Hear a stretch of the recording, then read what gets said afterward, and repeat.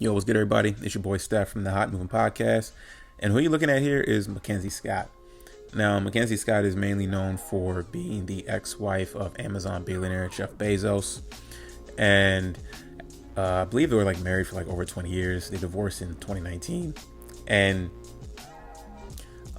2 years later, that being last year, she remarried and married a chemistry teacher. After she remarried this chemistry teacher, she began really on this philanthropist journey and, donating a lot and stuff like that.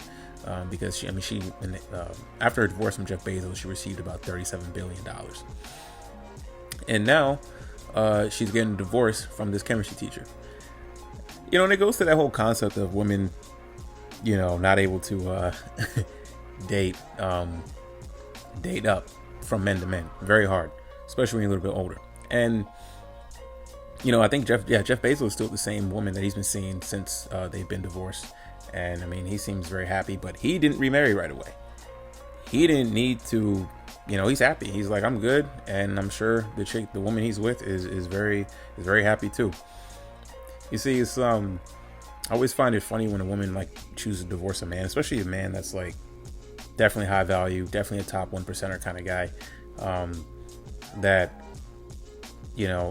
outside of any seriously damaging or crippling issues in a relationship, is it really worth leaving because you're not happy?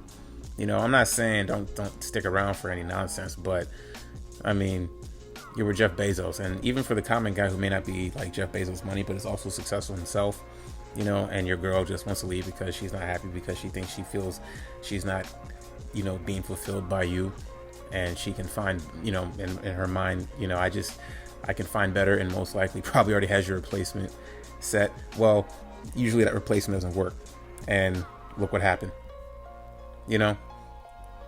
She was married to a multi-billionaire, one of the richest men in the world, and she quickly moves on. And I get it, women tend to move on a lot quicker than men after breakups and divorce and stuff like that, but usually the man in the long run is better off, and it looks like Jeff Bezos is better off. And now his ex-wife has a second divorce.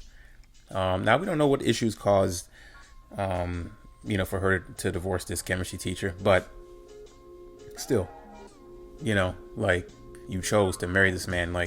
Again, this whole concept of marriage, I don't buy into it, but when you marry somebody, that's supposed to be, your life partner, and you're supposed to be with them till death do us part. Don't look like that's happening for her, and it seemed like the marriage was supposed to be, to me, from the surface, it just looks like it was a symbolism of you moving on, when in reality, no, you're not moving on. You're married to a guy who can't even afford to lick Jeff Bezos' toilet seat, and a year later, divorce. And Jeff's just chilling, So, let this be a reminder that, at the end of the day, a woman's happiness is not really, in a relationship, a woman's happiness is really not the guy's full mission to fulfill in a relationship. Yes, you guys should be happy, be thriving together.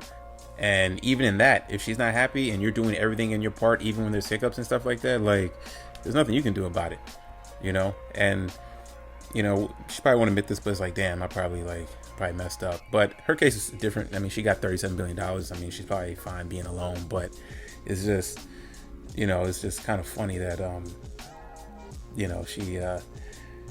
she leveled down as opposed to leveling up. I mean, I don't know what made her think that, her inheriting all that money after the marriage and then quickly moving on to the next relationship, that was going to work out. That's always a recipe for disaster all the time. Anyways, guys, thanks for listening. Please like, subscribe, and I'm out.